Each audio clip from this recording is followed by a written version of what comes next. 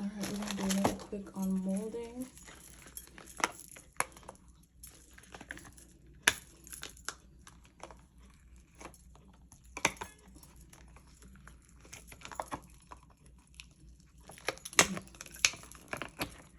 Ooh, okay. Pink looks good.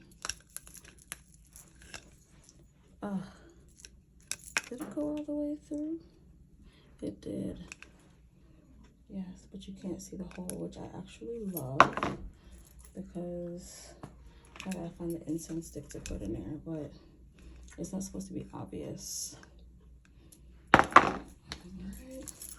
So the upcoming coaster class, I tried this out.